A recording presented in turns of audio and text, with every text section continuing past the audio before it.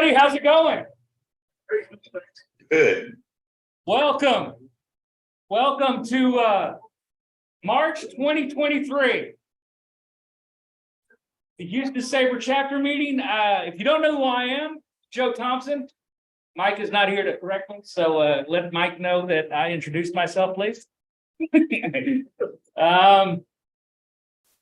had an interesting month, haven't we? So I'm still playing catch up. If maybe some of you knew or didn't know, I was on my anniversary trip last week with my wife. We went on a cruise, and I was literally disconnected from the world for a week. So I did not hear about Altuve until Saturday. And let me tell you, are we worried now, Astros fans? I asked this question last month with McCullers. You know, so are we worried now? A little bit.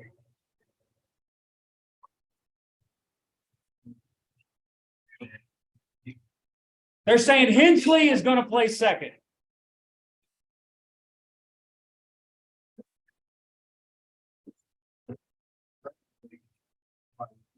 Okay. All right. Well, we'll see how it goes. All right, so those of you online, I want to welcome Wesley, Brownie, owner Carl, whoever that is. I've seen that name before. And David, welcome.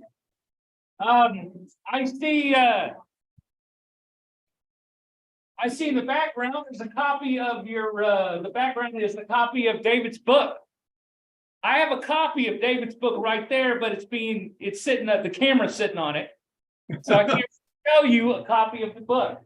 I actually have two copies of your book, David, because when I got back from my trip, come to find out Amazon delivered the package early.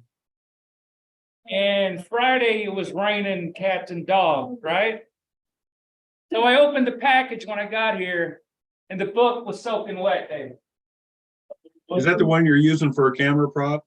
No. So I called Amazon and said, hey, I can't read this. So they sent me another one, and I got to get. So, all right, Amazon. So I have to send them the got fixed. So I technically have two copies. One of them I can't read. But I'll send it back to Amazon tomorrow. But I can't wait to read David's book. If you haven't got a copy of it, I'll show it here in a minute. It's Labor of Love, right there? It sure was. It sure is. Yeah. So thank you for buying that book, Joe. Anybody started reading David's book yet? Anybody got a copy of Bill Burton's book or the Bill Burton book? I'll pass it around. So all right. So as you can tell, Chris is not here. Chris usually handles all this. All right. So the setup you're seeing now is really kind of makeshift. All right. Chris said, I'm not going to be here. I had to run out, buy a projector, and the first one I brought didn't work. So I had to run back to Best Buy, and the guy said, why don't you use this one? And it was $600 cheaper. I said, yeah, I'll use that one. So, we'll see what we can do. He's like, well, a lot of businesses use this one. I said, okay, I'll take your word for it. So we're going to see how it goes. All right. And I like the price of this one a lot better. So this is not as fancy as Chris's setup. So I hope it works for everybody. All right. Hopefully, Chris, if you're listening, please come back next month. All right. So we got a few online. We got a few new members that Chris told me about. Cole Baggett. Anybody here? Cole Baggett. I'm gonna call your name. Marina. She's on her way back to from Israel, actually. Right. She'll be here later tonight. Yeah. Well, I mean, not at the meeting, but Yeah. So Jacob Cornwell. But you know Jacob? Doesn't say where Jacob's from. Tim Healy. Tim, there you go, new member, right there, Tim Healy. Ian Kleppinger. No? Okay, well, I need to get on the email and welcome these people, say, hey, come to the meeting. And again, those of you on Zoom. In case you don't know, you got a few extra $100 that you want to spend on Astros gold uniforms. They go on sale. I've heard of the Midnight Magnet sale, right? March 22nd. From midnight until 11:59 p.m. the next day. Yeah, or the next night. So if you want to get your 2022 Astros gold, I don't know, uniforms and pay whatever you want to pay for them. Anybody gonna buy one? The gold thing? I got a gold hat last time, so I guess I'll get a gold hat. So face that, I guess, I don't know. I just heard the Astros have been promoting this gold thing for the last couple of days, you know, so it's there. I think it's March 22nd. You can at the store. I guess I was looking at Fanatics, but yeah, apparently you got to go to the store. I mean, do anybody know anything different?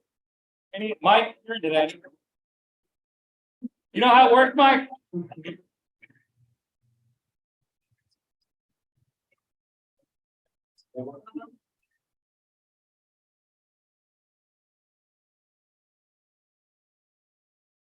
Okay. Well, there you go.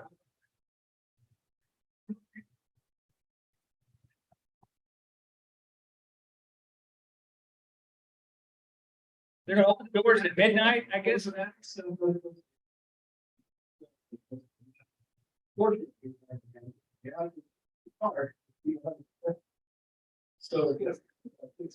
Astros keep 100% of that, right? Speaking of the Astros keeping 100%, are we concerned about the RSN problem? The AT&T Sports Southwest going away? The Diamondback, I mean, you know, it's Armageddon out there on social media. We're not gonna be able, nobody's gonna be able to watch games. MLB is trying to come in and save the season so people can watch games. But what I've read, we really shouldn't have that problem, right? Because we have a contract with DirecTV for 2032 or something like that. So, but they have until March 31st to negotiate something. Basically, the word is Warner Brothers wants to get out of the RSN business. Okay, so what does that mean for us? I hope we can still watch it. But it's gonna ultimately go.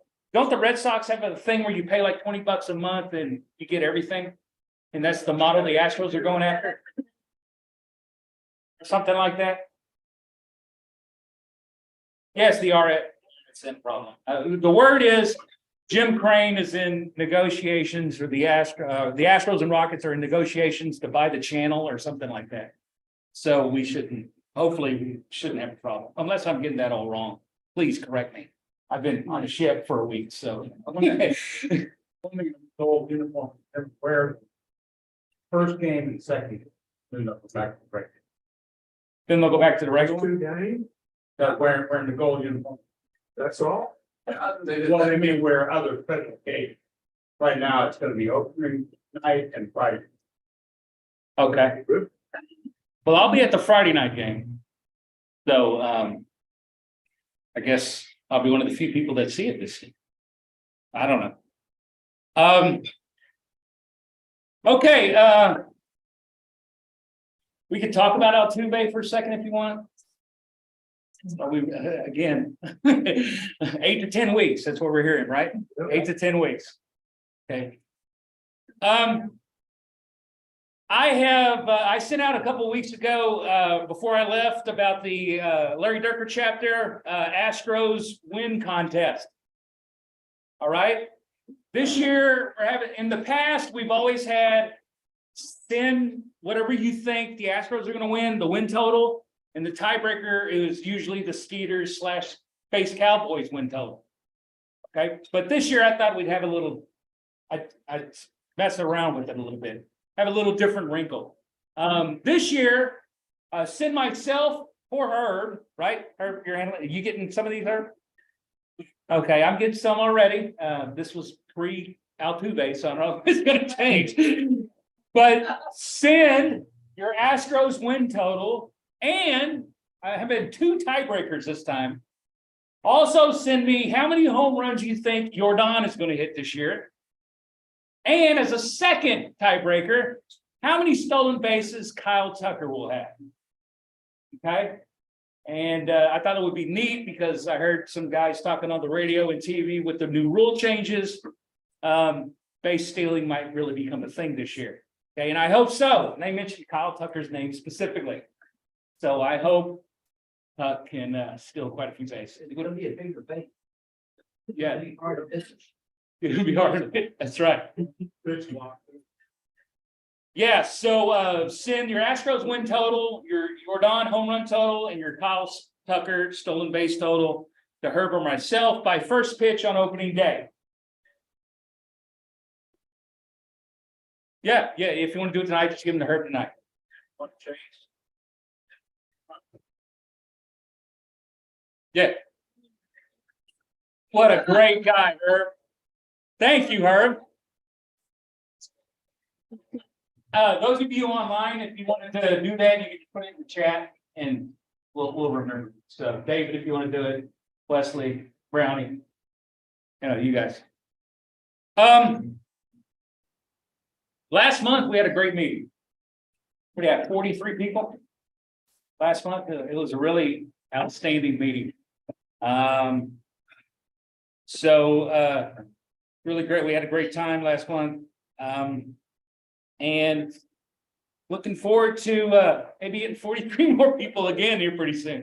The first 2 months, first 2 chapter meetings of the year were really outstanding. So next month, the meeting is April 17th. We're going to have Justin McKinney. He's going to talk about his book.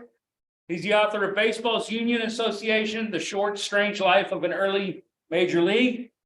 Now, in the past, we don't usually have meetings the same night there's a home game, but this year's we're trying to work around it.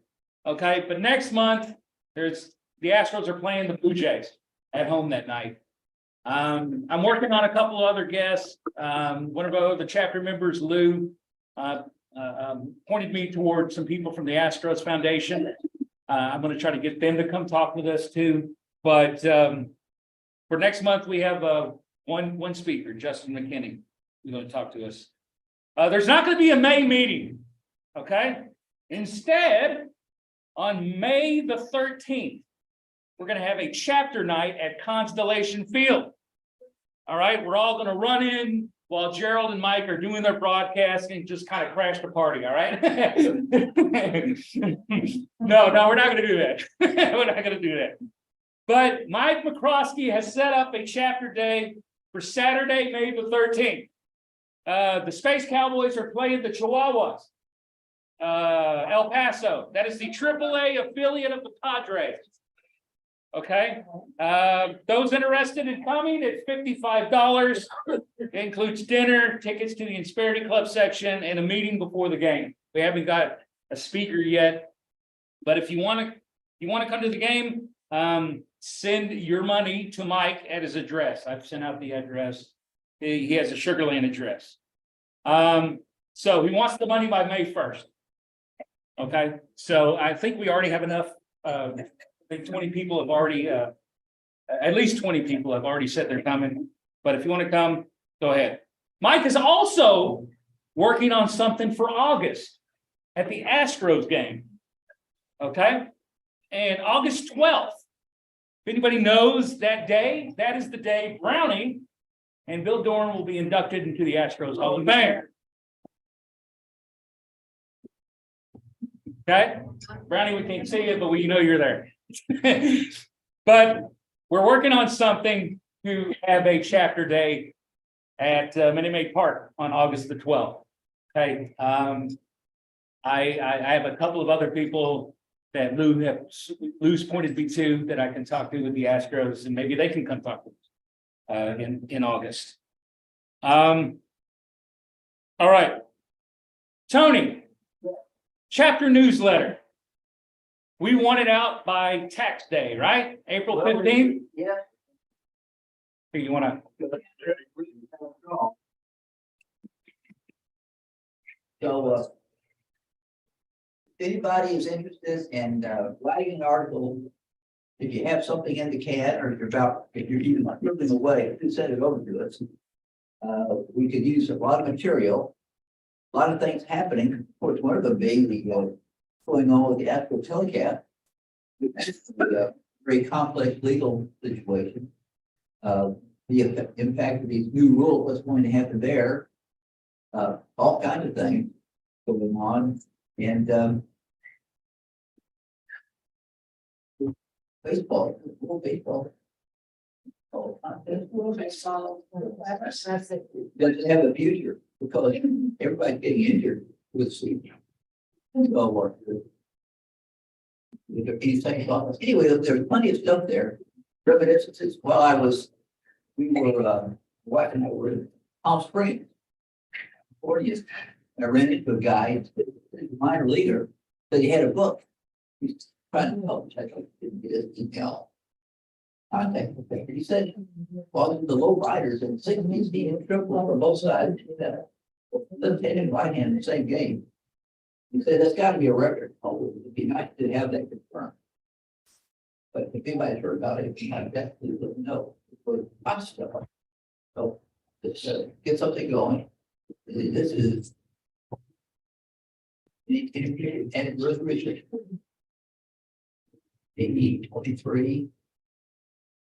The 100th anniversary of the first Yankees World Series as a winner. So things like that. okay. Yeah, I got a couple stories in mind I'd like to send to Tony. But if you've never published before, a baseball memory, a baseball story, anything, 200-300 words, that's really not a lot.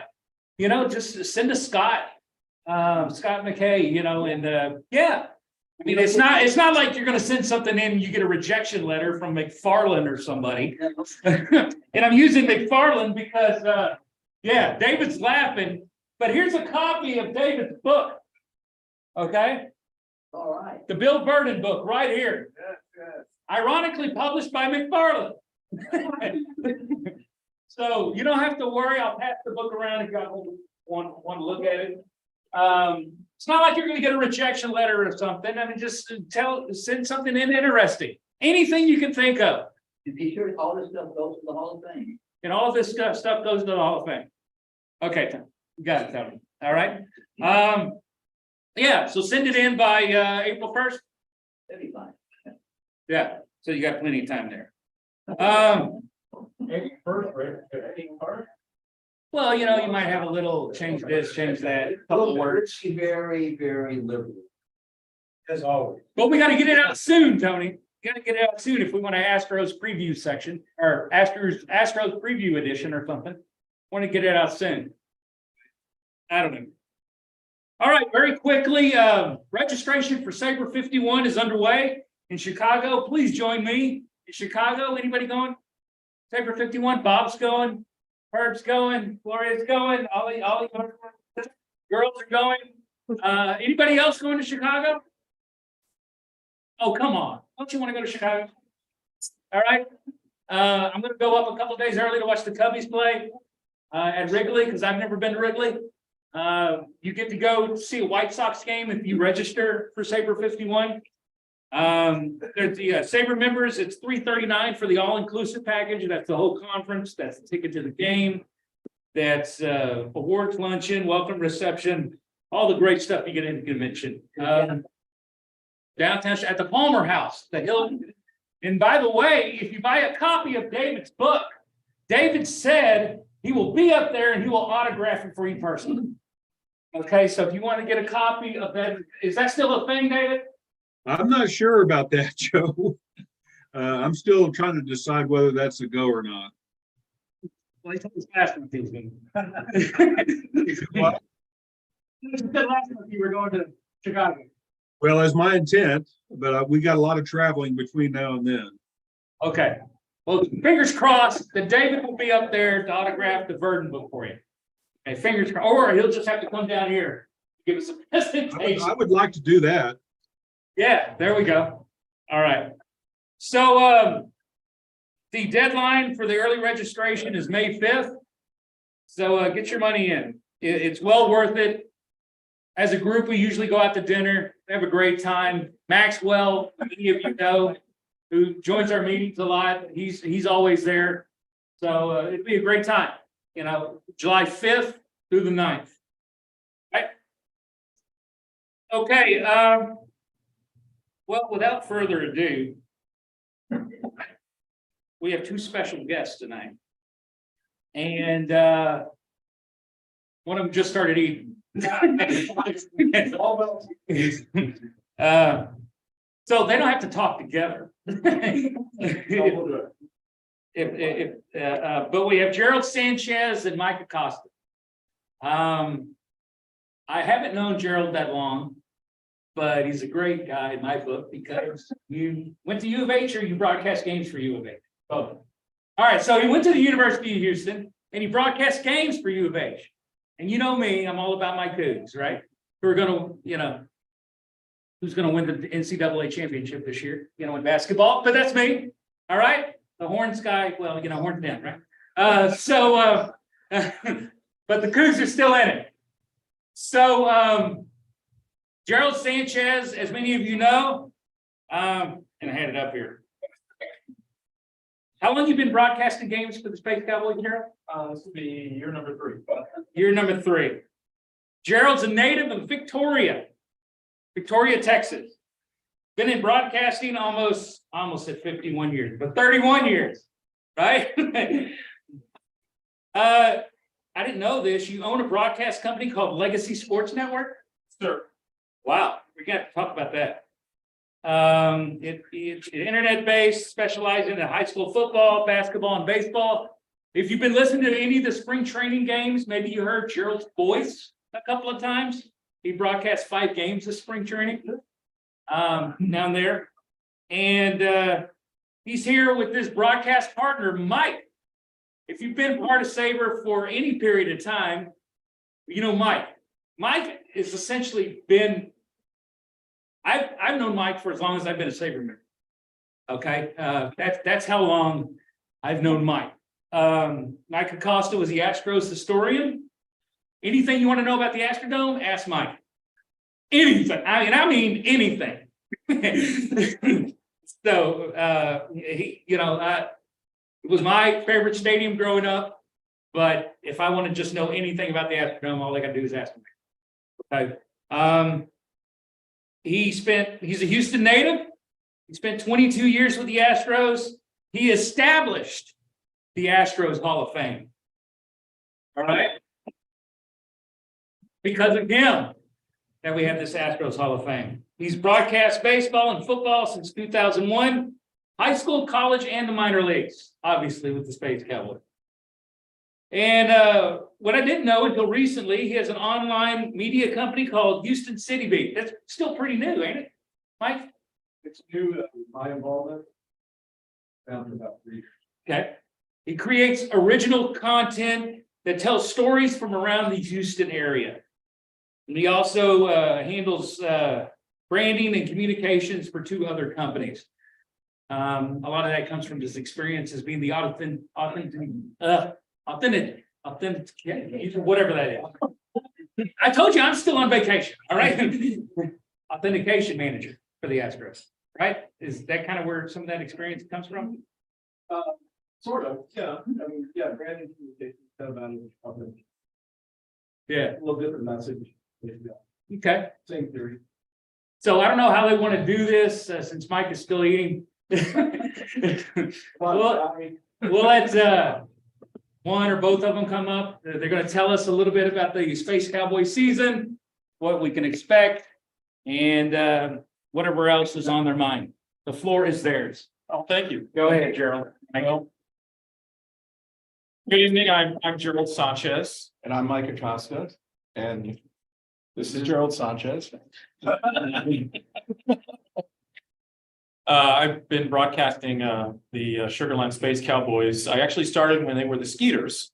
And my involvement with them happened when COVID happened, 2020. Roger Clemens started a league with minor league teams down in Sugar Land, and they was really put together pretty quick because minor league baseball wasn't having a season in 2020. So he, along with the Sugar Land baseball team, they put together the Constellation Energy League, and they had 4 teams. And one of the obviously the Skeeters were team managed by Pete Incaviglia, former big leaguer, former Astro. Dave Island was one of the managers, Roger and Kobe Clemens, and Greg Swindell. So they had the 4 teams. Those these guys that were part of the managing the minor leaguers, and got to see some good ball players come through there. And I got to know the people in Sugar Land, and then was able to interview for the job in 2021, and was able to get it, and enjoyed broadcasting minor league baseball the last couple of years. Just today, the ball club made a decision.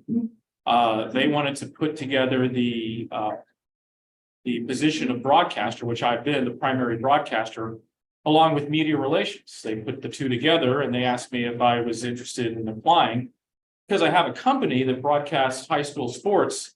That's my day job. It's my real job, but I'm unable to accept the offer from the Space Cowboys.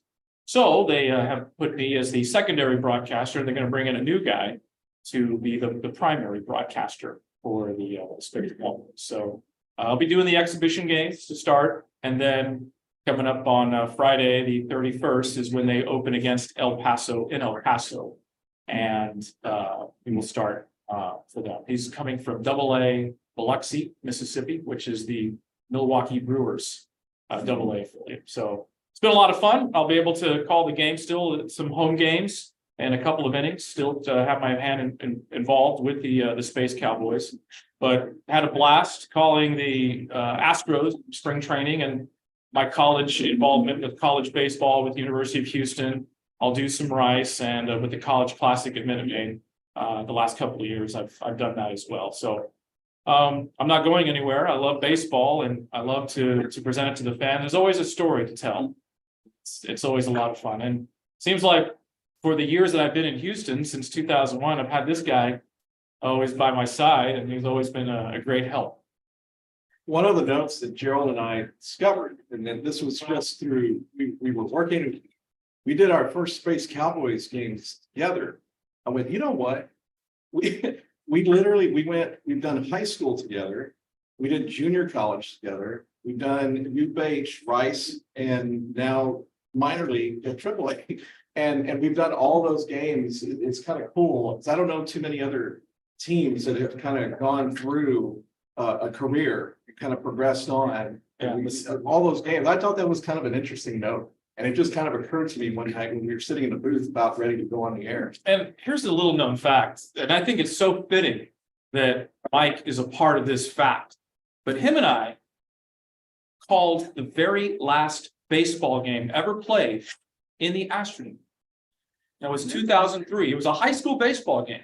It was Elkins, which featured Matt Carpenter, against Brazos, which it was a great game, and it was the very last game ever to be played in the Astrodome for baseball. Yeah, that was really cool.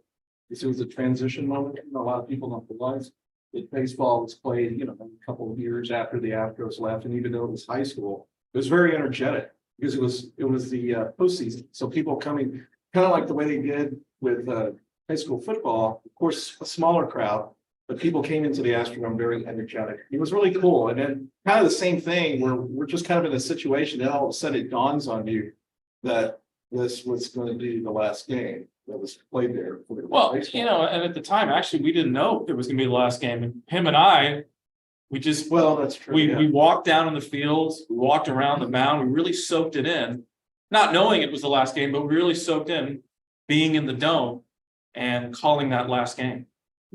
Yeah, the games in the dome were always really special. See, Gerald and I we grew up listening to Gene Elson and Milo Hamilton, and we have a we talk about this all the time. And now one of the projects that we have going on, separate from everything else, and kind of part through this media company that I own now, is Astro Talk. And Astro Talk is a brand that I began actually about 10 years ago, where it was basically information on the Astros, storytelling of the Astros, tidbits, this day in history type of thing.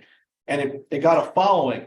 And it was a really good way to engage with Astros fans and kind of share stories and also get stories from people who had been at the games. And that was part of what I considered my education of the Astros, because in the job that I had, I was able to meet pretty much every player imaginable who was still alive, who had done something for the Astros over the years. And you hear about that. And the best thing about working in baseball, and Gerald and I have talked about this and chime in, the best part of working in baseball are the good people that you meet, and all the people that help you, the human beings. You see these names, right? And you think of people as celebrities or, players, big name players or whatever. But one of the most impactful things that happened to me was the very first year I was working for the Astros, and that was in 1999.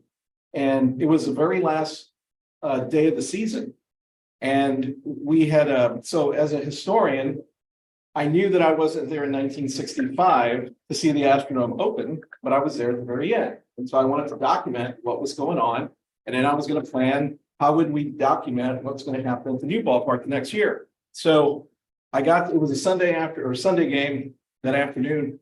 So I got to the Astrodome extra early. I went to the radio booth because that's where I was working at the time. A lot of people weren't there yet. And put my books down, got my computer out, set up, and the media dining room was going to open. So I thought, okay, well, I'm going to go over there and grab something to eat real quick so I can come back, because we're going to have all these former players here. There's going to be a lot of stuff going on today that I really want to document. So I went in there. It was real quiet. The Donald Davidson room at the Astrodome, a little bit bigger than this room. And I sat down, got some bacon and eggs. It was really empty. There were some employees in there. ESPN was on the TVs, it's Sunday morning. And after a couple of minutes, Vin Scully walks in. We were playing the Dodgers, right? And so Vin Scully came in, and he always wore that blue sports coat, right? Different variations, kind of that baby powder blue kind of color. And I had gotten to know him a little bit over the course of the season because I was handling the stats for the radio booth, for the Astros radio booth, and scores. And so he saw me, and mind you, the whole room was nearly empty. And he saw me, and he came over and he said, "Hey," he goes, "Do you mind if I join you?" And I was like, "No, I'm going to leave now." No, he sat down with me, and we had breakfast that morning for about 20 minutes. And it was like the best bacon and eggs that I ever had. It was so cool. It was so cool. And that first season that I worked for the Astros, out of 22, that moment left a big impression on me, because you think of Vin Scully and you think of all the history that he's been involved with, all the major games in the World Series, national telecasts, and broadcasts, working with Red Barber, all his tenure with the Dodgers and everything. And he started talking about the Astrodome as a palace, what it's like to come into it in 1965, what it was like to see AstroTurf for the first time. He said it was just unbelievable, just telling these stories about Houston. And, that was totally unexpected, because like I said, I always see this engagement with people, and this is what I still like to do today, as an education about the game.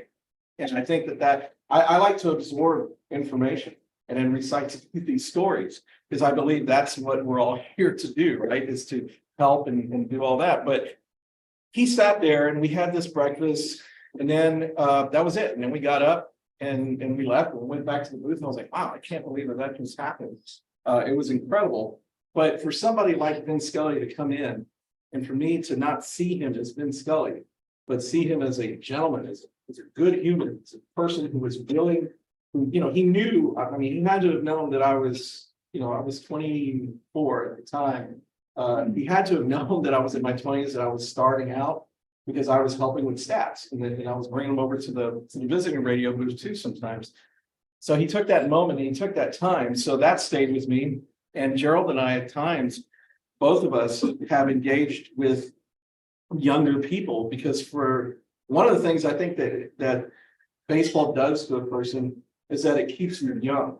Like for the longest time, you know, when I first started, I was the same age as the players, and I became the same age as the manager, and then I became the same age as the general manager. And so you see this progression, and it kind of catches up with you really fast. And then you kind of feel like you're still the 20-something-year-old and you are in your mind, but then all of a sudden there's these younger people coming up, and then you are able to give the same type of influence and advice to them getting in. So that type of thing really stayed with me from a human standpoint. That is the number one thing out of baseball. I always tell everybody, you can always go into the media guide, you go online now, you can see what these players do. But it's what they do when you're not looking at them in the clothes that we all root for. That's what counts in the game. That's what counts in any type of industry that you do. So that was a big impactful. That was probably the most impactful thing that happened in the Astrodome. Besides then being able to close out, with the final game that turned out to be the final game in the Dome. Yeah. And Brownie, I got to say, Brownie, who's on the call, has been very instrumental to both of us. And that's another influence. Bill Brown has always been there anytime we needed help throughout these years. And so he's a prime example, but Brownie has become a very good friend, a very close friend and a close mentor. To me, there's a few people in baseball who I can call that. And so anyway, I know we both think so. But and to piggyback off of him, I always tell young broadcasters that it's more than just between the lines that you're calling the game. It's the most satisfaction that you get out of what we do in the industry of baseball, or sports for that matter, but especially baseball, is the relationships that you build. It's the camaraderie that you have with the players, more so the coaches, other newspaper writers, people, even the stadium workers. You see them on a daily basis, and you greet them with a smile. And I've heard a lot of stories talking about Vin Scully, that he knew a lot of the stadium workers. He took that time to get to know everybody involved in the organization. I have a pretty cool Vin Scully story myself. Before a game, broadcaster, he has his routine. He'll have dinner and he'll look over his notes, and usually about 30 minutes before first pitch, he's studying, doing last minute notes and what have you, and he's in that mindset.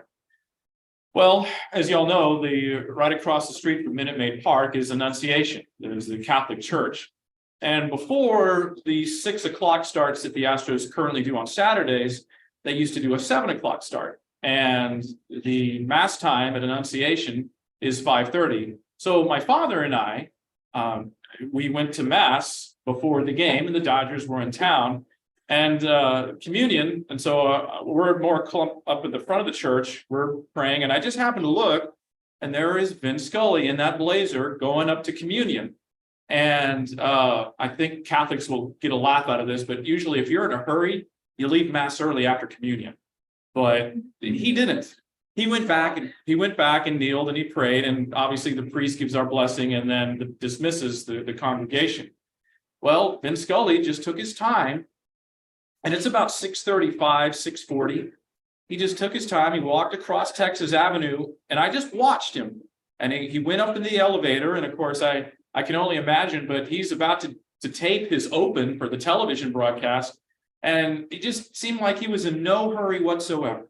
And in that blue blazer, dressed immaculate with the pocket handkerchief right there, white pocket handkerchief, and he just put those headset on, and he just said, "It's time for Dodger baseball." Just as smooth as always, and you would have never guessed that he was just like waiting for that time, but just popped on the air. He was a special broadcaster, and he's kind of the standard for what we do. And for us locally, Brownie is standard for us broadcasters, about how he was able to gather all of the media notes, all the stats and the stories, and piled into one, and his dissemination of the information on a broadcast just was very seamless. And to someone that's just the casual observer, it's no big deal, but to someone that's the trained ear, it's a marvel. I mean, it's a true marvel how he was able to do that in his craft. Yeah. Yeah. Talking about Vin Scully? Oh, yeah. Vin Scully worked alone, and because that was in the old days, broadcasters, they did games by themselves. They did games by themselves.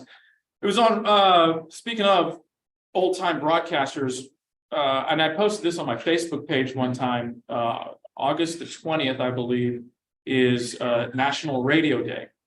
And I talked about the first baseball game on radio was August the 5th, and it was the 100th anniversary. And I posted this, it was the Pirates, 1921, they had the first baseball broadcast. And I talked about it. And, back then, the owners didn't want radio broadcasts. They were afraid that the fans would not come to the game and they'd stay home. And that's before television, so they would want to generate as much revenue as they could off the ticket sales. There was no such thing as television dollars and advertising and all of that, or advertising was in its infancy stages. But owners did not want radio broadcast, and it was that way until probably the late 30s when they figured out, hey, we can make money out of this. This is a revenue stream, and they started to sell advertising on the broadcast, and that's how they were able to do that. And of course, the same thing with television. They were afraid of television. We're going to lose fans. People will stay home. Look at that now. It's so not the case. But yeah, at one time, the owners did not want radio broadcasts. Well, now they're afraid that you're going to watch it on the streams and on your phone, wherever you're at. And it's the same theory. It's just a different technology, man. Yeah, it's the same old thing over and over. Baseball season starting soon. I want to talk quickly about the Space Cowboys. They have some ball players that we've seen come up to the big leagues. David Hensley probably is going to make the big league roster. JJ Matijevic, he's been up and down. And I saw Hunter Brown the last couple of years at AAA. He's going to be one that's probably going to be into the Astros plans going forward. And he has some electric stuff. When I worked the broadcast, I heard Steve Sparks talk about his release point and how the fluid motion that he has and how the release point. And it was really interesting to hear Sparky get into the mechanics of a pitcher and so forth. And Brown has really mirrored his mechanics to Justin Verlander. That's who he grew up watching. So if he stays healthy, and he seems like in the brief amount of time I was able to be around him, it seems like he's got a good head on his shoulders.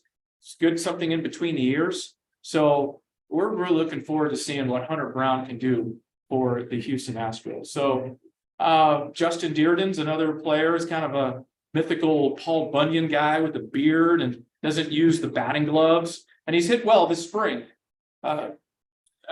Kind of an Evan Gattis left-handed version, but a better, because he can play the outfield. He's very fast and he's got a good arm. Corey Julks is a guy that hit 31 home runs last year. Corey Julks is a Friendswood product. He went to Clearbrook High School and he played at University of Houston. And I called his college games. And got to see him, play at AAA. This past year. So those are some of the names that we're looking for. I also saw Jake Myers hit 3 home runs in one game in El Paso at thin air. That game ended up being 24-15. It was a 4.5-hour game, which transitions us to the pitch clock and some of the rule changes that are going on in baseball. Yeah, I think that some of the rule change, I just look at it from a standpoint of, it almost is like, well, I got a lot of opinions on what's been going on. I don't share every one of them, but this is looking at it as a fan and looking at it from somebody else from the other side, from the flip side, on the team side. First, I feel that it's kind of odd that we're essentially micromanaging the game now to show people how to play it right with these clocks. Because if you look at how it's evolved, and with expansion, all these other pitchers and specialty pitchers and come out over the past 30 years, 25, 30 years, we I remember talking about this a long time ago. People are going to start taking longer. They're going to start changing. This is going to become a college game. Guys are going to start jumping around. It's going to look like a high school game. It's supposed to be Major League Baseball. Go out there, you focus, you don't stop, keep going, you keep your head in the game because 90% of the game is half mental, right? That's what Yogi already said, right? So you keep the momentum to continue going with the baseball game. And that's kind of what's been lost. So it seems like the league has had to come in and micromanage and say, okay, we're going to put these clocks up there and you kids better start adhering to it or we're going to call a strike on you. And I think that's a shame that we've come to that. But I think it's also a product of all these coaches over the years who have been in this select baseball and all this and that, and these kids being catered to and oh, it's me. And now when they're showing up at the major league level, this is what you get. So I think this is kind of a course correction. I'm hoping that this type of stuff doesn't last a ton of a time, but I understand why it's there now. So hopefully we can get major league players back on course to feeling the game and not having to have somebody or some kind of symbol tell them, oh, I got to get back to the box, or I got to pitch, When you're a pitcher, I used to pitch in high school. I used to love striking out people. I had an immaculate inning in high school one time, and I was really proud of that because every time I threw a strike, I was like, okay, I'm not letting that hitter get back out. Like I'm ready to go. And here I go. And it's going to look a little wild. It's going to come in. He's not going to be able to check it. There's no strike. And it's about that, about you dominating the head game with the other player on the other end of that, between pitcher and batter. So I don't know. That part bothers me personally. As somebody who worked in baseball, somebody who played baseball, somebody who grew up a fan of baseball, that part I have an issue with. That's about it. I got some issues with some other stuff too. Mike and I talked on the phone about this, about the pace and the rhythm of the game. And I go back and look at box scores all the time. And I was looking at game time, length of game. And there was 2 hours, 15 minutes, 2 hours, 30 minutes back in the 80s and the 90s. And those are some of the players. I mean, that's the era that I grew up watching baseball. And I go back and watch those games, and there's a pace to it. It's a rhythm to it. And it's the game that we love. And we've gotten away from that because of all like what Mike said, of the players now with the select ball and being catered to, and just the stop and start. But baseball's beautiful because of that rhythm that we've all known and are all accustomed to. It's just a beautiful game. And so hopefully they can, this, like you said, it's just not going to last too long to where they can get back into the habit of playing the game and getting into that rhythm again. Hopefully this is a thing where the only clock we see is to speed up, hey, throw the ball. And it's not a clock to say the first inning is going to take 10 minutes, right? Because that's the beauty of baseball. It's 1 7 outs. You can take 3 hours or 5 hours. We're almost there, right? 5 hours to get 27 outs and win a game. So that's the beauty of it. It's like life. You have to get out of the scenarios. You have to work through scenarios. You got to work through challenges and beat them. So hopefully that we never ever get to a point where they put a clock on how long an inning lasts. Because I think, and we also had a conversation about this. I'm not a fan. I'm going to say it. I'm not a fan of the sponsor logo on the uniform. I believe that the baseball uniform is sacred and that Major League Baseball is a brand. I'm a brand and communications guy. And it really is upon the commissioner of a league like David Stern did. We were talking about this in the NBA for a long time. He was against having any type of corporate logos on the uniform. Not only the corporate logos, the manufacturer of the jersey. You looked at an NBA jersey under David Stern's time. The only thing was the Jerry West logo. There was no manufacturer on there either. Yeah. And that kind of, I understand as years go along and, you go back in the 80s and it was really the 80s, you started to see Rawlings, Russell Athletic, Starter. There's an example, right? This is actual 90s jacket that I've had since I was in high school. And it still fits. So, it's something that we saw evolve, but I think it's one thing to have a manufacturer logo on a uniform and then have ad space, because then it's just, once you set a precedent in baseball or any one of the major sports, you're gonna have it. I mean, we've seen it in the World Baseball Classic, it's on the side of the helmet, and then, you know, it's just, you need there needs to be, you know, when you're a major league franchise, I remember back when we moved into Minute Maid Park at Enron Field at the time, I was thinking, what are we gonna come to? Are the Houston Astros one day gonna be the Enron Houston Astros? You know, the NYSE New York Yankees? Are they gonna have a title sponsor where they have to say that title sponsor in front of the name? Is that where it's gonna go one day? I understand corporate sponsorships, I do. It's how everything is run, how you make money in baseball, how you make money in anything, really, right? You gotta do business. But I think there's a difference in the business of baseball versus understanding the game of baseball and how it should be run as a business. If you have an understanding of how the game works, then you can run it as a business effectively. And I think that's where we've gone a little askew, you know, back about it was right about the time Manfred came in. They had a bloodbath at MLB. They got rid of a ton of good baseball people that had worked there for years, people who knew the game, who were well educated in the game. And they brought in a bunch of Ivy League people who were bottom line numbers people, business people. And what do you get, right? You get somebody who has worked retail for a national retail chain making decisions about the game of baseball. And what are you gonna get?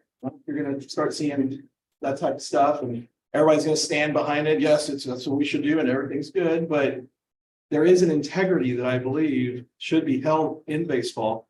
And I'll say that probably, at least in Texas, I think the best people doing it are the Ryan Sanders group, the guys that own the Round Rock Express and the San Antonio Missions, Lee Ryan and Don Sanders and Nolan Ryan's involved in that group. That is a royalty of baseball that we have here in Texas. And they really understand the game and how the game should be monetized, because they take the fans into account. They take the integrity of the game into account as well. So that's my little. She goes bail bond. Well, see, that's the other thing too. So think about that, all right? So say if so, okay, I don't know if I can say this. But back in 2020,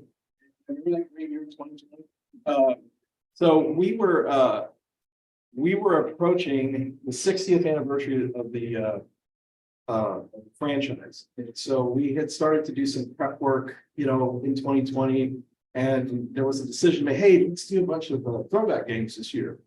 And I used to handle a lot of that stuff. And so I said, okay, well, let me look at which uniforms we should do, which ones we've done before. Let's try to mix it up. Let's try to do something really neat. Some uniforms that maybe people haven't seen. And then we can make it available in the store and you can make money, right? Do that, right? Okay. So we had that all lined up. But that was also the year where we were transitioning to the Nike swoosh on the uniform. And that process used to be, see, you have sponsors, and then you have your Major League Baseball, you have your team, right? And the team buys uniforms from this vendor, right? They're a customer of the vendor. Well, at some point, and I knew this was going to happen, the vendor has gotten so big in their head where they tell the team, you know, we don't want to do those. We don't want y'all to do throwback uniforms. No. And I thought, okay, hold on, partner. This is a revenue generator for you and for us. And we're going to sell these as game use, and we're going to sell them in the stores, but we're also going to buy a ton of these uniforms from you. I mean, you're talking about a big dollar amount teams spend every year on buying uniforms. But to have that happen, that's where I came back to the integrity of the game. How dare a vendor tell a major league club, you can't wear your own old uniform. We don't want to make it. And that's where it's the responsibility of the commissioner to uphold that type of stuff. The power should be with the team. And as long as Major League Baseball says, go ahead and do it, and they give their blessing, and you have the rights to those colors and logos, like, most of these teams do, you should be able to do it. Because guess who wants to see it? Who doesn't want to see that here? Raise your hand. Who would not like to see a throwback, right? So most people enjoy that at a game. But that's one of the other little things. And you see this now, especially with Nike, that they impose their will on these franchises, whether it be MLB, NBA, college, whatever, that they start influencing how the uniforms are, the design, the look, and they want to say, okay, let's do this.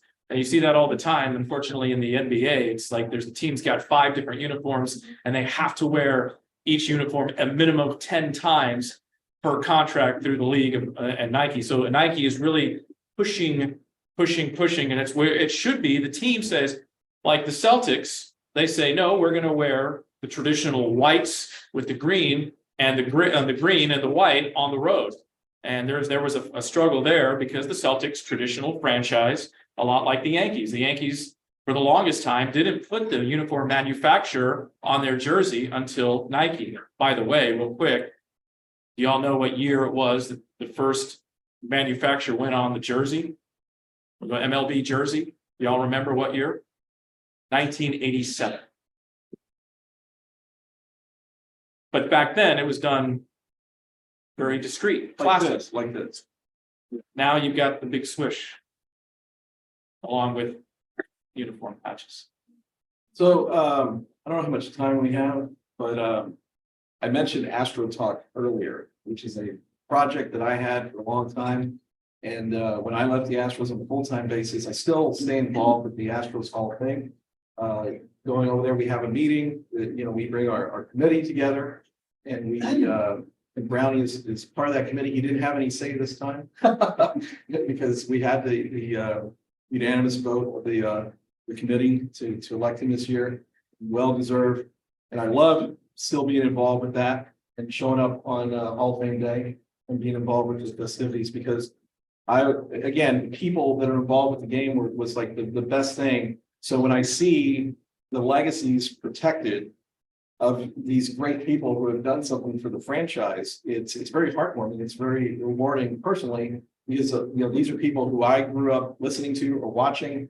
Now I had something to do with the preservation of their legacy here in this ballpark forever, with them getting a jacket, putting a plaque in the ballpark, and they get a replica plaque as well. And that's the stage that we're at right now. Is all that's getting improved, and I don't know if Brownie has gone through his first sizing yet for his jacket, but I know that would be approaching very soon. But we have this Astro Talk that we are going to turn into a podcast. Now, before I left the Astros on a full-time basis, I had started work on an Astros Talk podcast to do.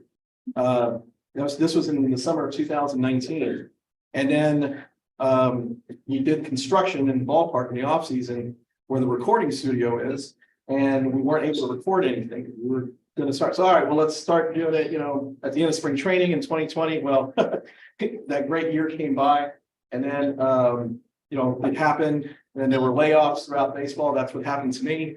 And so we decided to take Astro Talk private.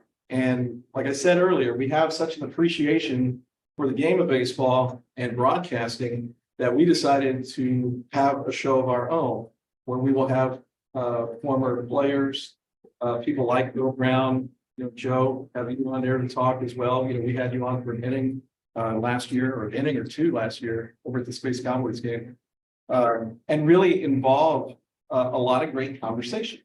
Because one of the things that I have noticed, which is part of life, right? Bob Watson, Jimmy Wynn, guys like that, they've passed on. And so it's an opportunity to get these guys have a record of them talking about these in-depth stories that they had throughout baseball. So it's something that'll be there forever. So that's part of the project we're doing. It's now connected to the media company that I'm a part owner of with Houston City Beat, which is a broader project dealing with the city of Houston.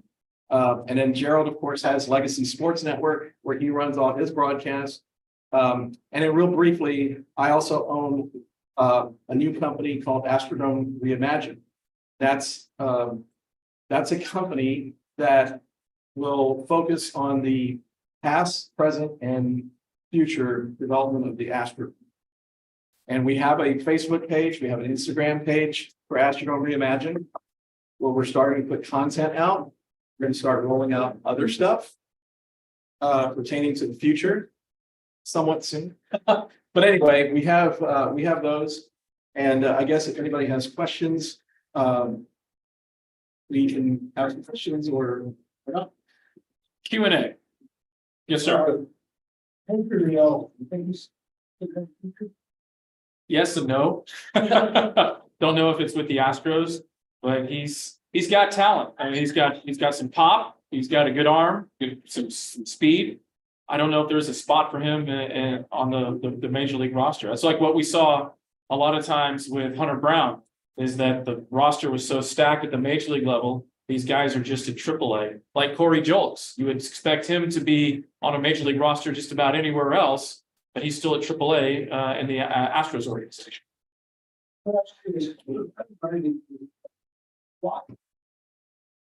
Depending on the length of from wherever they're traveling to. So like, for example, in the Pacific Coast League, they fly everywhere except Round Rock, which is a bus trip to Round Rock, but they'll fly to Tacoma or to Sacramento or to El Paso, and then a bus trip to Round Rock. Yes, sir.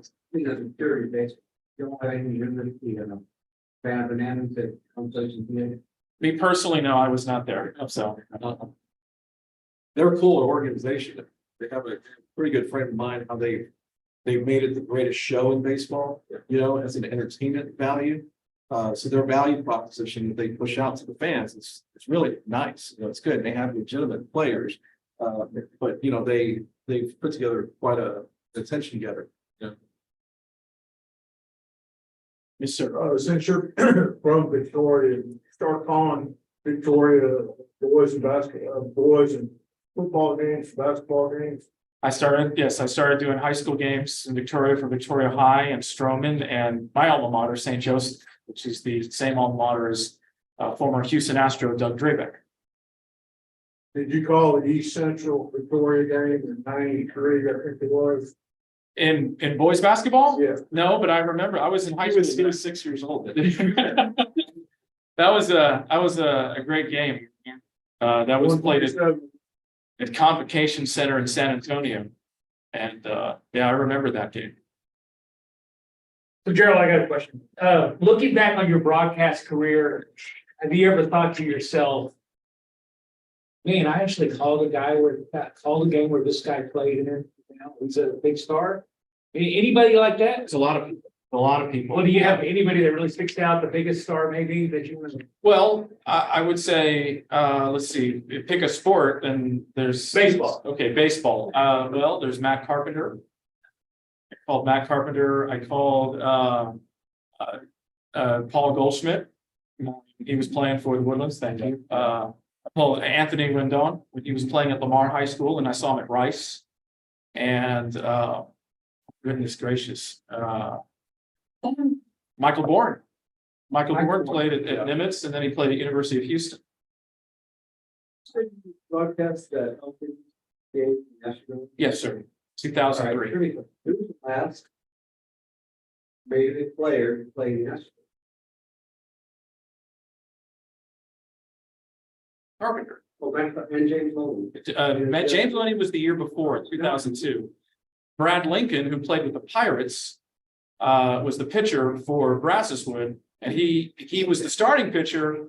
The coach took him out, put him at third base, and then brought him back in, but he was gassed in the 7th inning, and he threw a wild pitch, and that ended up being the winning run. So Matt Carpenter and Brad Lincoln, last major leaguers to play in yesterday. Great trade, but last major leaguer In the dome. Now Carpenter didn't hit a home run that game. Well, Lance Pendleton, who played with the Astros, played at Kingwood. And Kingwood and Elkins played the very first high school baseball game at Minute Maid Park, and that was in 2002. Yeah. So James Loney was a part of that game with Matt Carpenter and Lance Pendleton for Kingwood.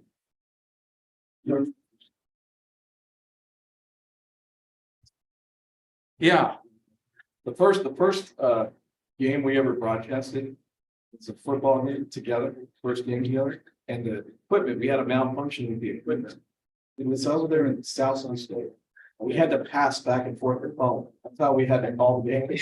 We had to call the game through a phone line, an ISDN line. Space Cowboys came to the corporate hire that had different studies. well, my understanding is they hired a firm to rebrand, and the reason that they changed from Skeeters to Space Cowboys is because they wanted to keep in line with the space theme.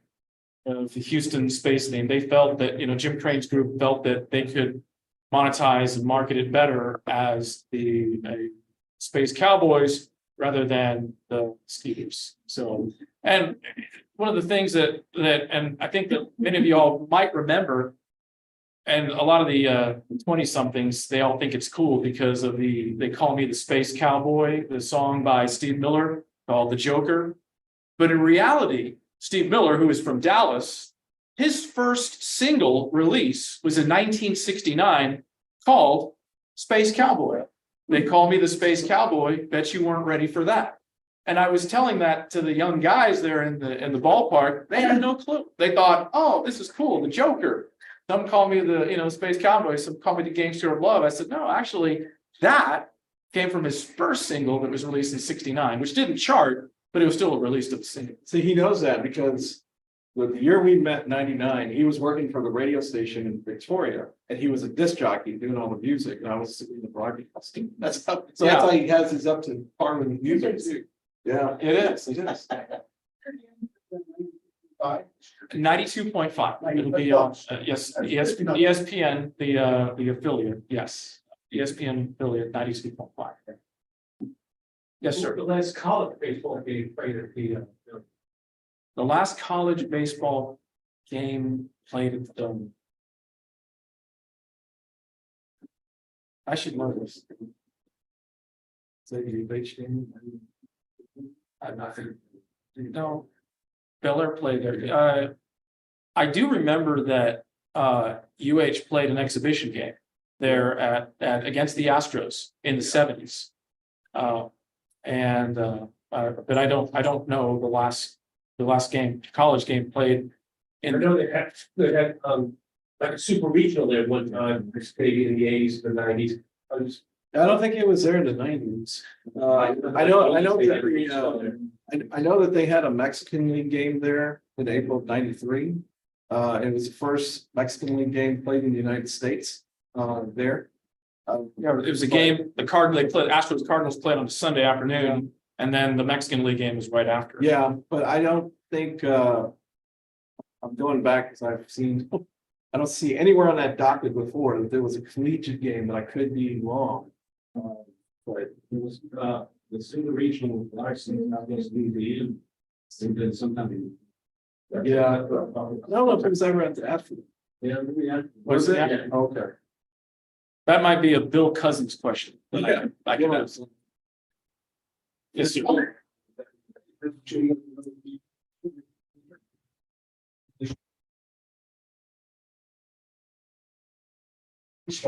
Come on, he's top. Deacon Jones, former hitting coach of the Astros in the early 80s, and then he was the Wins hitting coach in San Diego.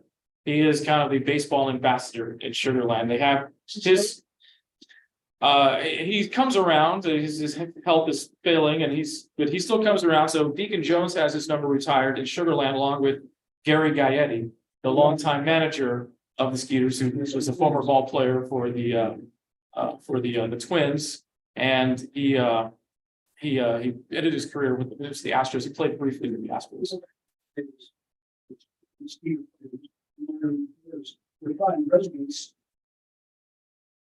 Right. The team, host teams. Yeah, host teams that they would do. Thinking about every other. The ambassador, he was out there. Good man, a lot of stories. Yeah. Yeah, he told me business card. So, Mike, what can you, I'm gonna ask you an Astrodome question. What's the latest on Astrodome Reimagined? I mean, what is going on? Is it politics that just turned into politics with the dome? I mean, So, what are they gonna do? Feel free to talk. yeah. So Astrodome Reimagined evolved. So I sit on the board of the Astrodome Conservancy. I have for, this will be my 4th year. And I've had relationships with various people over the years who are part of the key stakeholders. And now they have taken other prominent positions with these stakeholders. And number one, yes, it is highly political. Yeah, okay, this is like a political campaign. Everything is strategic. Very briefly, the simplest that I can put it is I have been a little frustrated with the hands being tied by different organizations because of the political process. And so I decided to do something a little different, think outside the box, and create Astrodome Reimagined LLC.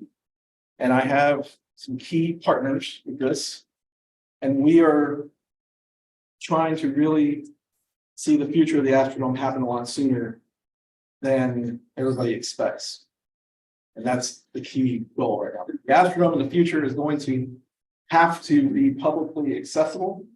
It's going to have to make money, and it's going to have to satisfy the needs of the main stakeholders at NRG Park, which are the Texans, the rodeo, and the Harris County Sports and Convention Corporation, who is essentially what the Astros were when they were there. They're the landlords of NRG Park, and they're also an entity of Harris County. So those dots have been millions of miles apart in the past. And so I've navigated some things, and I've been here to speak to the group before, you know, and if some of y'all have been here, and I've taken all that, and like I said, we created Astrodome Reimagined, and we're trying to do something that hasn't been done before, but that we are doing things now. I can't really talk too much about it, but we're doing things now that have never been done in this project. And so it's all behind the scenes. I hate to be very coy like that, but we have a lot of things going on. There's a lot of moving parts, but the way I kind of see my role in this is a concierge, and I'm the kind to connect everybody and trying to get the relationships back on track. And so that means doing something that the county has not been able to do. Gotcha. So anyway, that's kind of what's going on there. So we did activate, we will have AstronomeReimagined.com. We have Astrodome Reimagined on Facebook, Instagram, we'll have a Twitter, we will have LinkedIn, we'll have all this engagement. So when more information comes out, you'll already see it, you'll already be a part of it, and hopefully share it. And we have a lot of good things coming up. We have some key people that are involved with this project that we haven't, some key people that were very instrumental in the building of the Astrodome, that I'm very happy to have them part of this LLC. And then another key partner of mine who we own Houston City Beat together, and her name is Elizabeth Marquez, and she has been instrumental. Let's just put it this way. She went and stood, this might sound a little blown up, but we were at the rodeo recently, and she went and saw the statue of Vivian Smith. And I said, wow, this is kind of ironic, because there hasn't really been paperwork with a woman's name on it like this since the days of Vivian Smith. And she was like, well, who, you know, she didn't understand, so I explained who Vivian Smith was, the wife of Ari Bob Smith, who's one of the original owners of the Astros, and also the establishers of the Houston Sports Association, which was the parent company of the Astros, and oversaw the Astrodome being built, along with Roy Hoffman and Frank Cullen and George Kirksey. So that was kind of unique, you know, even though we're at certain stages right now, but yeah, that's kind of what's going on. Yeah. I know you've done a lot of study work. Could it be a decent casino with state liberalized? So that is a totally different conversation.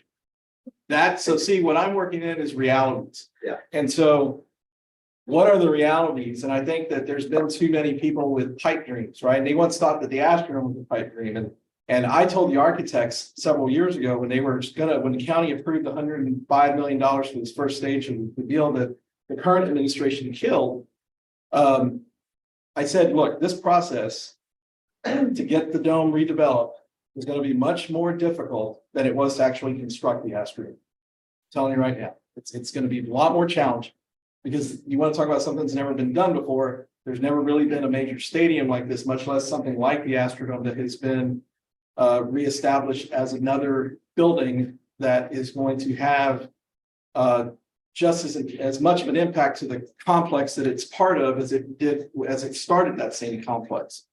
And you have to get your mind out of putting a ski slope or putting a casino only in it. You have to think of multifaceted stuff and many different pieces of a puzzle that come together with key stakeholders that come together and understanding which order you have to follow, how this train is put together, who's driving the train, who's getting the goods out of the train, all that stuff.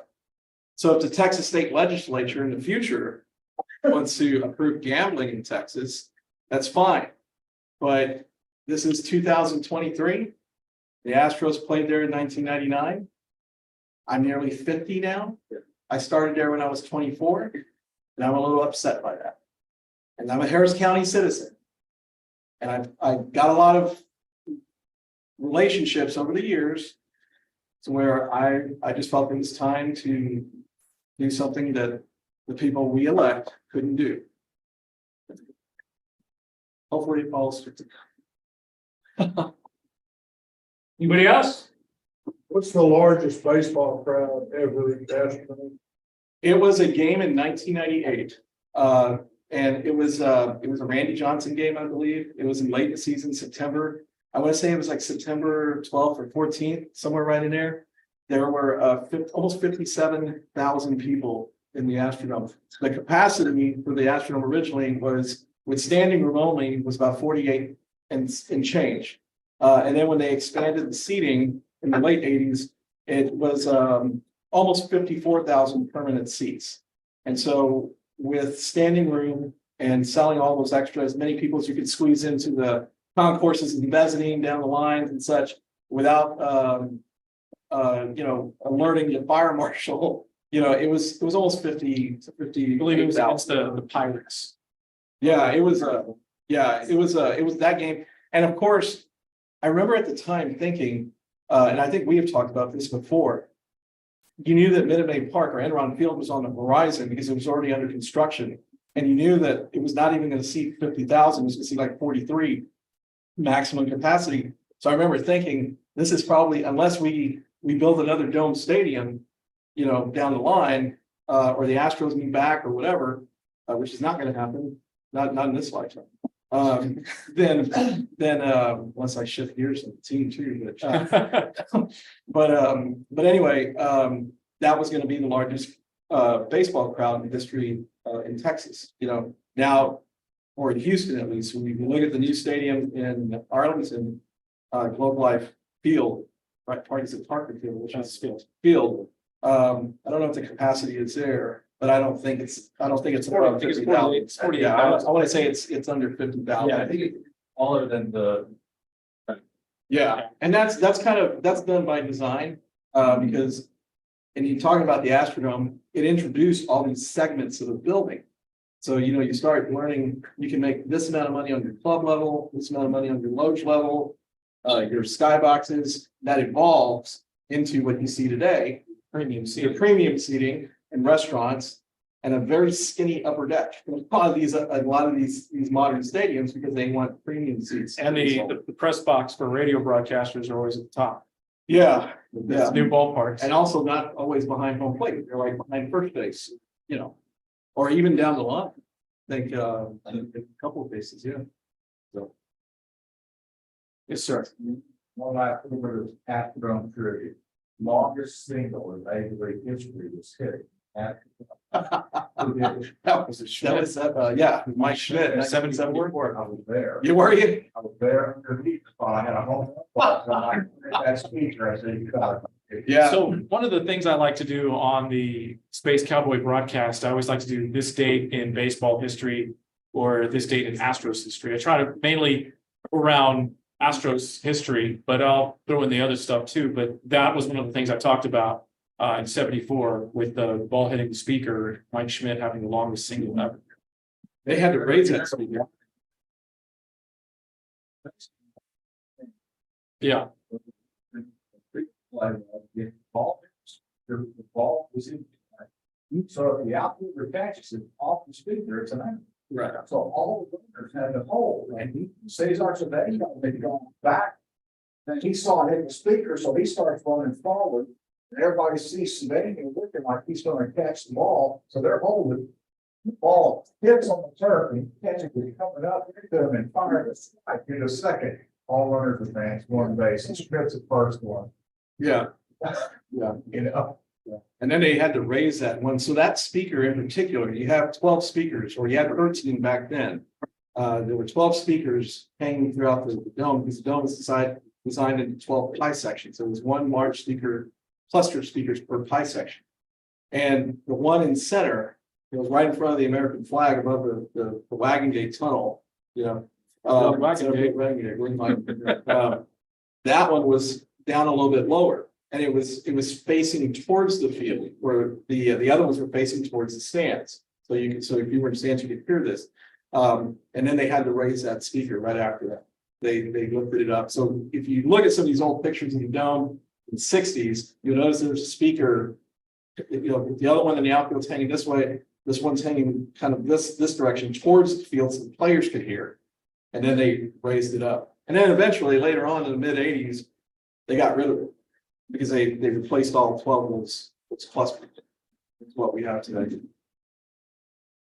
Anyway. Remember back in the day, they had that orange glow that light up, it was. You know, only running 3 meters now, right? Oh, the Foamer Nights. Yeah, Foamer Nights. Yeah. You know, when I think of Foamer Night, I think of I always think of Jamie Hildreth for some reason. He had a really good Foamer Night story. And I think the best Foamer Night, Jamie Hildreth was really a mentor to us as well. You don't know who Jamie Hildreth was. He was a guy who started Houston radio, and then he worked as the director of broadcasting for the Astros. He's the guy who hired me. And he was a guy who knew everybody, who knew how to talk to people, how to bring in the head of Budweiser, whoever it was, and really get down on a human level and talk to them as people, develop good relationships with people. He wasn't just selling them, he was really selling them an experience, you know, with the Astros. But anyway, the Foamer Night, I think one of the most interesting, you know, so Larry Dierker had a no-hitter in 1976. And they had the back then, because the Foamer Night started out as a home run. This light comes on the scoreboard, the big scoreboard across the outfield. The light was on, the Astros hit a home run, free beer for the rest of the inning, right? Okay, you can't do that today. But they were doing it at a time where the Astros, they had a 500 record in 72. And then after that, it wasn't until the late 70s before they got better again, right? So they were going through this downturn, and they were trying to come up with ways to improve it. You also have to consider too that the team was in a lot of financial trouble. Hofheinz had lost control of the club, creditors were involved, so they were really trying to get as many people in there as possible. So this is one of those typical baseball stunts that are kind of fun that would never fly today. So there wasn't a lot of power with the Astros in the early 70s, so they switched it to pitching. And when Dierker was out there in 76, he struck out Pete McAdam, right? McCann, thank you. He was with the Expos, and it was in the 8th inning. And all the people, you know, it's 13,000 people there. It was July 8th, I think, July 7th, or 76, 9th, thank you. See, I taught him well. No, so all these people went to the stands, and they forgot that Larry Dierker was throwing a no-hitter. And so he finished out the no-hitter, and everybody's partying in the concourse with free beer. And a lot of them missed the last out of the game because they went for their Foamer Night beer. And he actually laughs at that. If you ever see him, ask him about the Foamer Night, because he still gets a real good kick out of that. He talked about that. one day. Did he? Yeah. Yeah, it's a great story. May I tell, ask one story, which I told you, September, kids are back to school, so this is gonna be a game. So I'm working in the oil and gas industry, so I checked it, I'm gonna do a game. And Nolan Ryan, if you all remember, when he pitched, he was grunt. Yes. Go, boom. Dave Parks at the plate, and that stuff, Dave, Nolan Ryan hit him right in the top of his head, the ball went about 15 feet there, he came down like a sack of potatoes. You could hear the noise stunning. So the one big crowd was maybe 5,000 people. Yeah, yeah. And right in the head of the ball was straight, he went down with the sack of potatoes.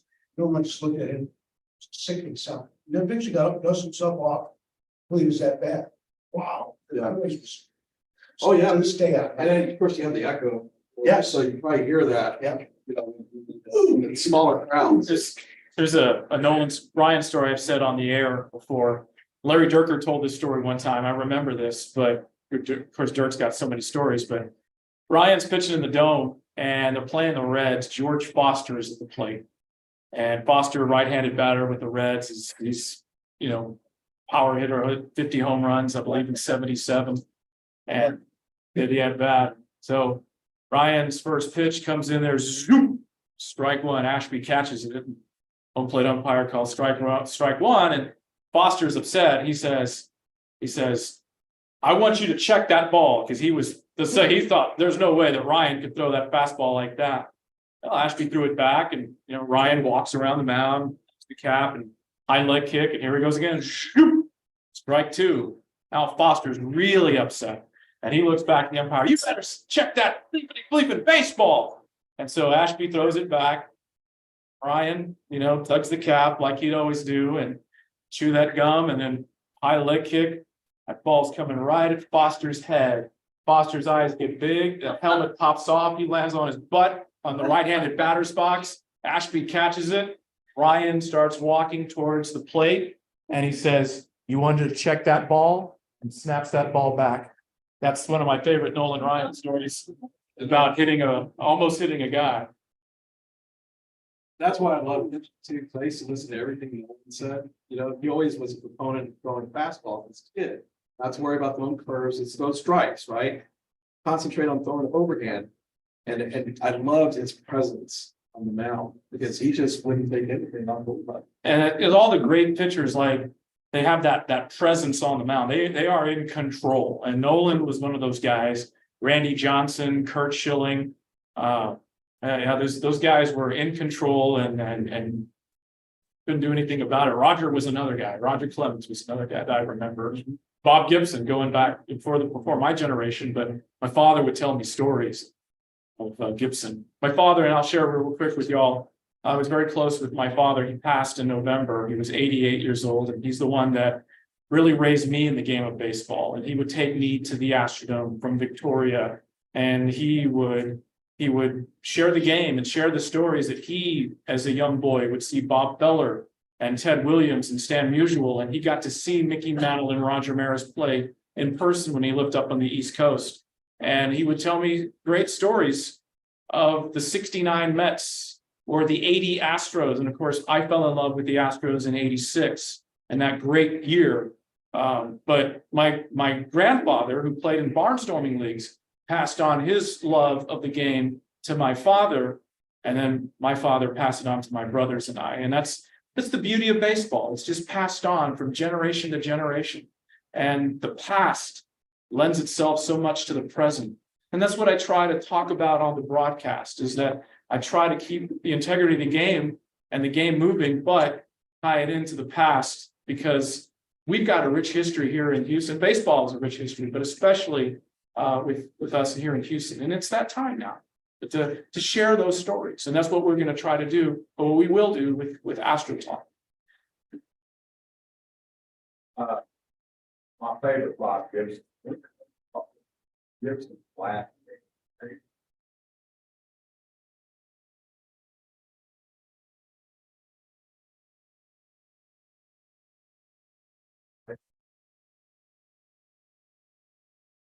Knocking up the back and flops.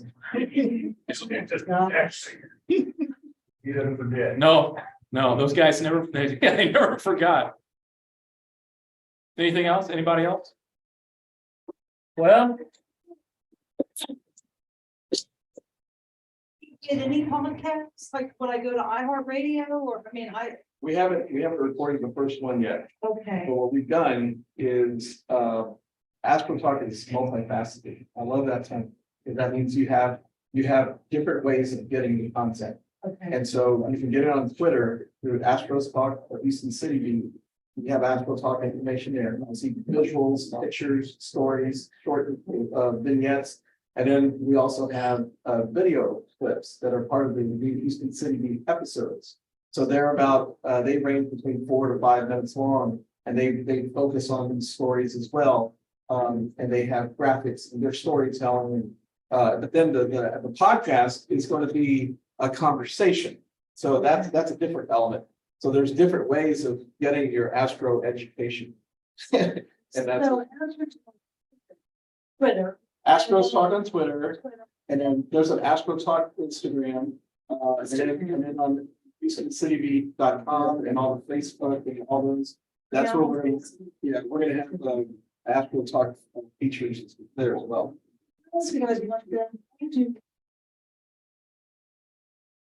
Second base and extra innings. I hate that.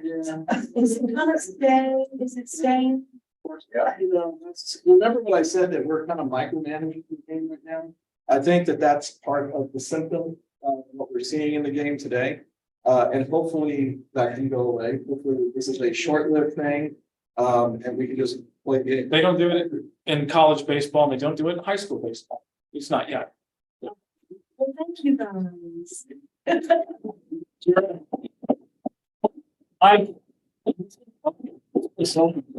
yeah. Stand right here. Hey, okay, so Gerald and Mike are gonna get a selfie with everybody. I guess, I think this is a Zoom first. All right, this is good. 1, 2, and 3. All right, cool. Thank you, guys. Thank you. Thank you. One of the reasons I love SABR, and one of the reasons I love baseball so much, is that every once in a while, you get as much local history when it comes to your sport, your game, baseball. You get guys like Mike Acosta and Gerald to show up as, kind of, I'll say it, yeah, kind of younger guy, my age. All right, look at all this history y'all have. This, I know, it's crazy, ain't it? This wealth of knowledge and as much experience as they have, not only with the Astros, but with the Cougars, with Houston baseball, with the Astrodome. One of the reasons I love coming to these meetings. Okay, so thank you, Gerald. Thank you, Mike. Looking forward to another great season, and whatever y'all do in the future, feel free to let us all know. We'll help you any way we can. Okay, so good news, bad news. Our trivia contest winner from last month, Vince. I don't know if he wants me to tell this, but I'll probably tell him. I'll go and tell him. He's not here tonight because if I heard him right, he kind of cracked a tooth at lunch. So there's no trivia contest tonight. And I said, you want to push it back to April? He didn't respond, so maybe he's in a lot of pain or something, So there's no trivia contest tonight. So we'll have to do it in April.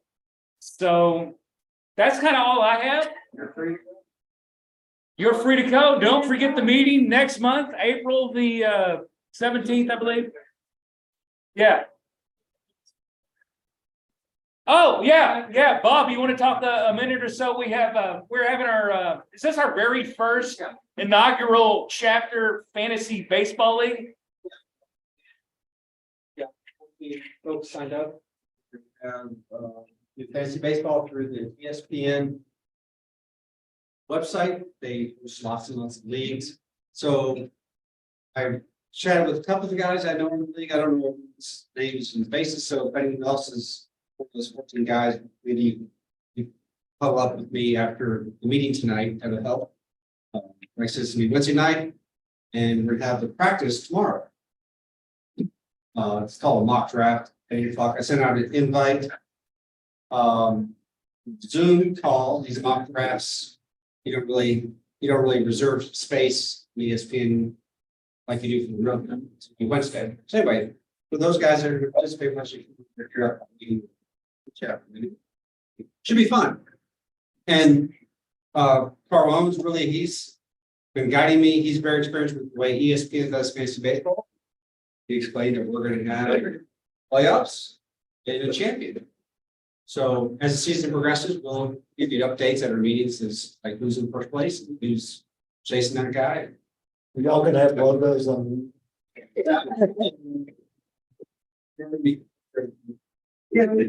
So Bob, I was gonna ask you, do you mind if I ask you guys every month to give an update on the standings of the fantasy baseball league? So we could see who's in first and maybe who's 14th? You know, if you don't mind giving an update once a month, it should be fun. Yeah, okay. All right, is that it, Bob? Yeah. Thank you very much, Bob. Thank you. So, yes, John. How do we buy the book?